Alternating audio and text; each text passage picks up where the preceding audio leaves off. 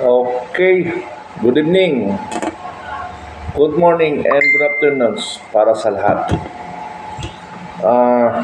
Ito ay pupuntahan ko dito.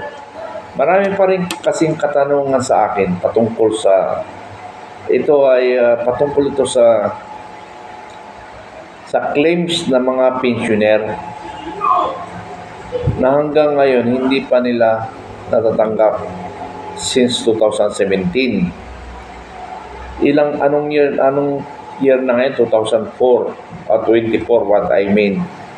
Hanggang ngayon, hindi pa nila natatanggap. Marami nang namatay, hindi pa natatanggap. Ang masaklap dito, hanggang ngayon, hindi nila naintindihan yung mga claims.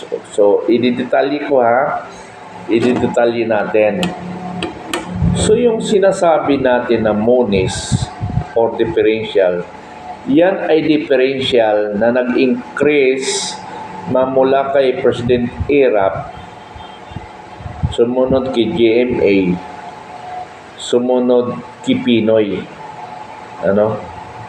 So yung tatlong presidente na yan, hindi nila nabayaran yung mga arrears, or what I mean, arrears, differential, differential, kasi nag-increase sila, for example, January, nag-increase sila based on the order January 2000, lumabas yung budget 2001 January. So ibig sabihin may 1 year silang hinahantay doon sa panahon ni Erap, 2000. Tapos hindi na ibigay yung differential, So hindi nabigay yung differential na yon. So mayroon kayong hinihintay. Ngayon, nag-increase na naman sa panahon ni GMA. Sabi natin 2022. Yung differential na yon, hindi rin na ibibigay. Hindi rin na ibibigay sa lahat.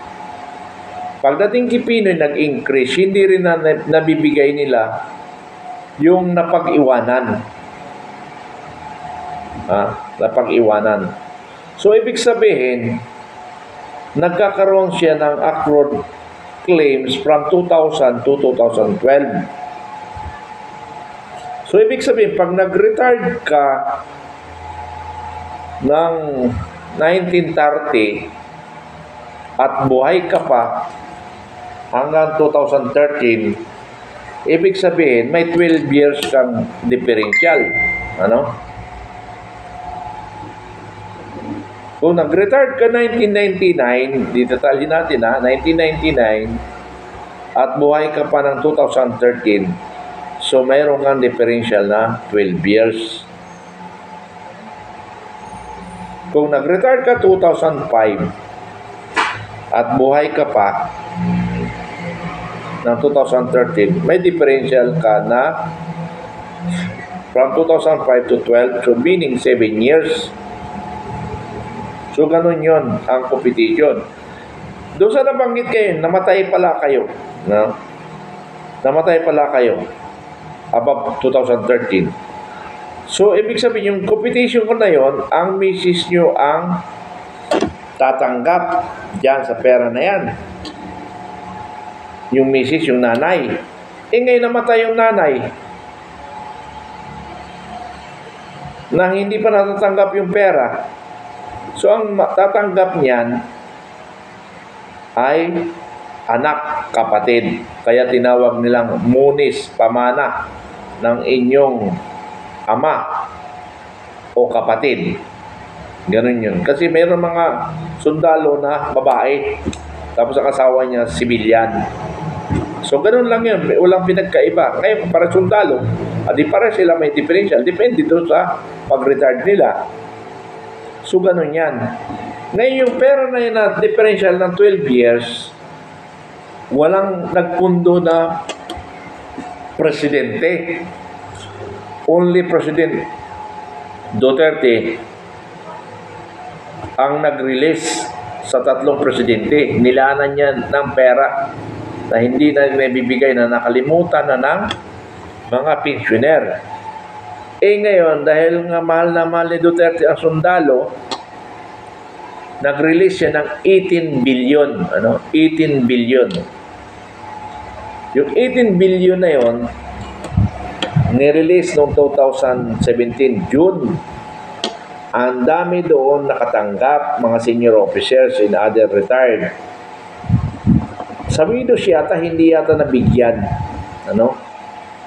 So, nag-release sila ng June 30, 2017. Hindi ko lang alam kung kailan sila nagtapos sa 2018.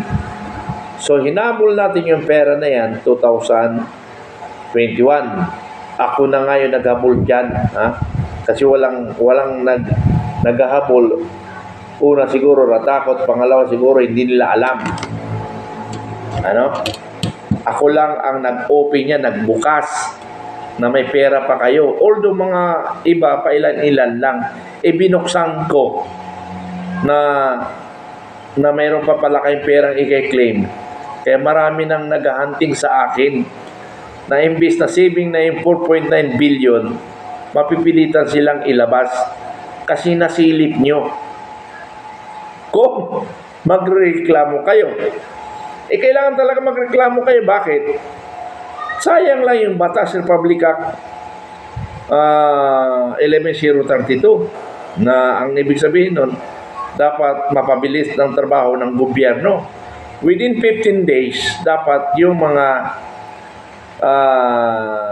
kasi dapat within 3 days lang yan. Mga sensitive yan, within 15 days. Now, kung hindi kaya talaga ng 15 days, yung boss mag-i-explain, ay mga kapensioner, mayroon pa kayong perang matatanggap, kaya lang hindi namin kayang ibigay kaagad dahil may problema. Pwede bang ganito? Kaso walang explanation sila Napilitan lang sila nung inireklamo natin sa Anti-Retif Authority. Magpaliwanag. Mamaya po yung Anti-Retif Authority. Mamaya yun. At saka yung OT. Dito lang muna tayo sa pension para maintindihan ninyo. So, ibig sabihin, nagibigay-bigay rin sila mula noong 2001, mula nung hinahabol natin. Kasi nag-present sa akin ang Task Force Commander without malice na gusto niya lang ipakita ang katotohanan. Sir, pero binawalan ako ng camera, ng picture yan, yung mga dokumento. Sir, DDBM released 18 billion for accrued claims. Now, ang natira, sir, is 4.9 billion. Yun ang briefing niya So, yung 4.9 billion siya, nakapending dahil inaayos namin ang mga records ng mga widows. Pero wala siyang binanggit doon ng mga other principal pensioner. Ginawa niya lang alibay is widows. Marami pa pala principal pensioner dito na hindi nakatanggap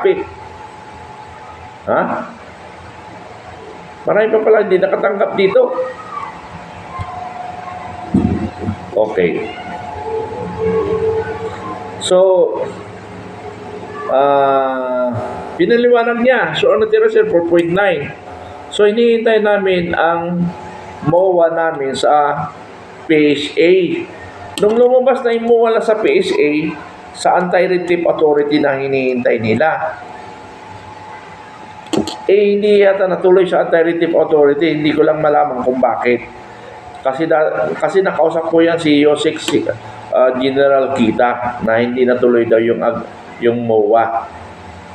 Bakit hindi sila nagpapaliwanag na ganon? Ano pang dahilan nila? Anong dahilan nila para hindi i-release ang pera ninyong biglaan?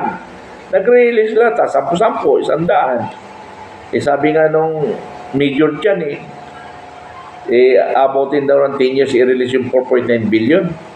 O di pinahamak niya yung AFP. Ano? Dahil yung 14 billion na-release sila kaagad within less than 1 year. Tapos ito, 5 years na, hindi pa na-release. Ano yun? Hindi ko maintindihan Hindi lang 5 years.